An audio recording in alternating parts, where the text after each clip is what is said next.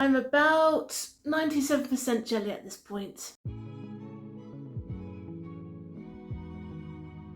Hi everyone, it's Tasha and welcome to another recipe video. And this week we are making Japanese style raindrop cakes. This is something I've actually made a few years before on my blog tashcakes.com. I made a sake sakura version. However, I can no longer find the gelling agent that I used in that recipe in the UK anymore. The trick to getting the perfect raindrop cake is to using the right gelling agent, and it's going to be a vegetarian one. It's traditionally not gelatin that sets crystal clear, so it's like a little raindrop. In Japan, they use a product called agar, but here in the West, the most common type of agar you can find in the supermarket or even in Asian shops is the kind that sets cloudy, and it also sets quite hard as well. In my previous recipe post on tashcakes.com, I used a brand called Alsa gulaman, which I think is a Filipino brand, but can't find it here anymore. Some websites online seem to sell it, but occasionally when I've tried to buy them online, then they just go back to me and go, oh, actually no, we don't have it. Now, at the same time as that brand suddenly disappearing from the UK, this started to pop up. And this is Bingfen powder. Now, Bingfen is a Chinese dessert, and it's another vegetable-based gelling agent, and it sets into a luckily crystal clear jelly, and the texture is really light and watery and perfect for this. And I actually love Bingfen as a dessert. You usually add brown sugar syrup, sometimes you add fruit, sesame seeds, peanuts. It's a kind of dessert you customise yourself, perfect for summer. And actually this used to be impossible to get in the UK too, so it's sort of swapped. Anyway, because I really wanted to make a raindrop cake again and I couldn't get hold of Alsa, I thought, why not try and use Bingfen? Now there was a small problem to that, because even though I am an expert at making Bingfen, the quantities need to be a little bit different between adding water and the powder if you want to make a raindrop cake. Because with Bingfen you want it to set until it's just about gelled and it's very light, but with a raindrop cake, because you want it to have a little bit more shape to it, it needs to set firmer, so obviously you need to add more. The trick came to how much more, because another difference with Bingfen is you usually make a big old bowl of it. So bear in mind I was scaling down from a litre, a couple of litres, to about 300 millilitres, which meant I had to use literal grams, singular, of this stuff. And to complicate matters, there is more than one type of brand of Bingfen powder. This is the brand my husband actually buys from China. He is Chinese, by the way, and this actually sets firmer than this one. That is, this brand, Āyīxǐ冰粉粉, takes less powder to set the same amount of water as this one, which is sold as KYK konjac powder. Its full name is Kāng yǎkù bīngfěn. Fen means powder, by the way, Bing is like ice. So I actually started experimenting with this one, and then I realised you can't get this in the UK, I'd better use this one instead so people can actually follow my recipe if you're here in the West. And that's how I ended up making about 15 different raindrop cakes and turning into jelly. Because you better believe I ate them all. Except for maybe the two that set like rocks. Anyway, I'm mainly doing this recipe for this one, but I will give you the same quantities for this, just in case you happen to find this one. I'll write the names down below in the comments as well in case you want to Google them. But this is the one we're going to use. Just to reiterate, this is suitable for vegetarians and for vegans. This particular one is made with konjac powder, which is a type of plant. The original Bingfen was made with a type of seed.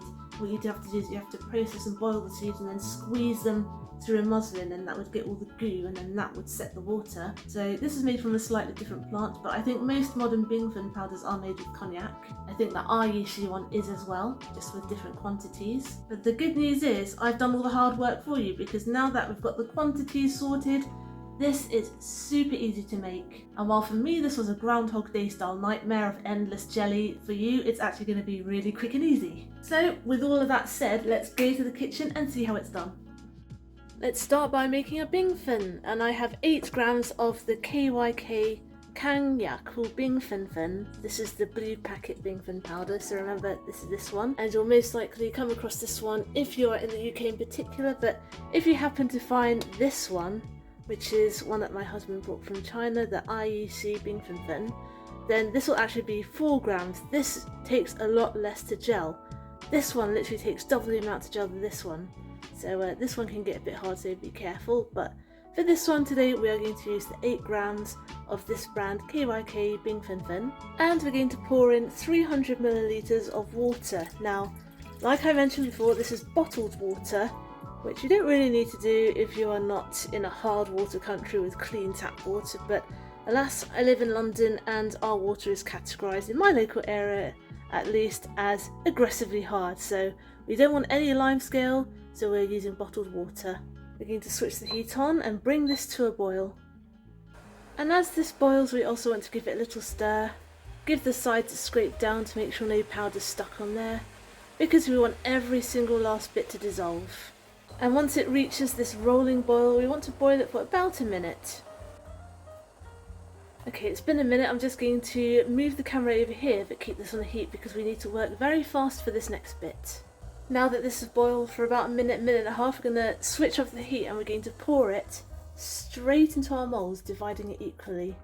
Working relatively quickly because as a vegetable based jelly, this does set quite fast, a bit like agar.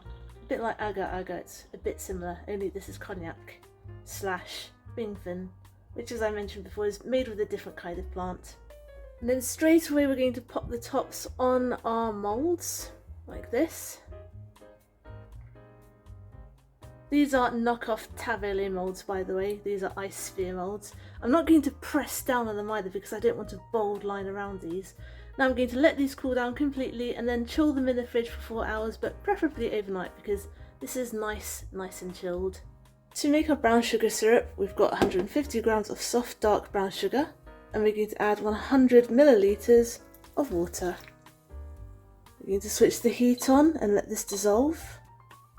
And then as soon as it's completely dissolved, we're going to continue to boil it for 2 to 3 minutes.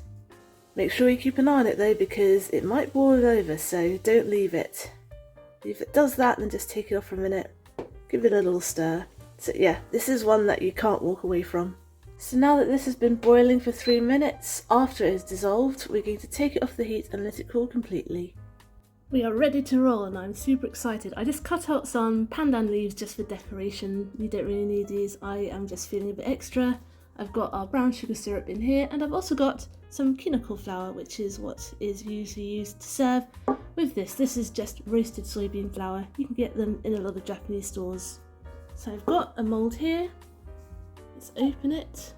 Oh, lovely and jellified. And this is what it looks like on the inside. Let's pop this straight over the top like this. I'm going to flip it over. And the big reveal. And just look at these are just so cute. Now you probably know by now, I love me a slow-mo, and I think this might actually be my favourite thing to slow-mo ever. Jelly is just the best thing to wibble and wobble around. Just look at how gelatinous it is. And we're going to put some kinoko on the side too. Maybe I should have used a bigger plate. Oh well. Thumbnail! I should have definitely used a bigger plate. Be right back, I'm going to do a slow-mo cut. Oh, did you see that ripple when the spoon made contact with the raindrop cake? That was so satisfying. Look at that. It's kind of like water. And look at that super clear inside. My hair's getting more and more dishevelled.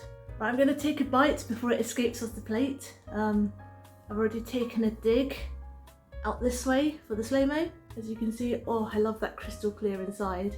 Anyway, enough talk. Cool. Cheers. That is so refreshing. This cake itself, by itself, literally has no flavour. It's like eating chilled water with a very pleasingly bouncy texture that melts in the mouth. It's really that brown sugar syrup and the kinoko that gives it the flavour. In fact, when I was eating this over and over again, I'd often just put a little drizzle of the syrup itself on without the kinoko. This is a fantastic dessert for summer. And now you know how to make it at home. Thanks for watching. I hope you enjoyed today's recipe video, and I hope you'll join me next Wednesday for my next one. Get the full written recipe on my blog tashcakes.com, follow me on Instagram, I'm tashcakes.tastes, and find me on TikTok too. I'm tashcakes there too, but my handle is food in slow motion. Subscribe and hit the notification bell if you'd like to see more. Give this video a like if you'd like to help other people find it. Comment down below if you'd like me to make anything in particular, and I'll see you guys next time. Be good, be nice, and have a good week.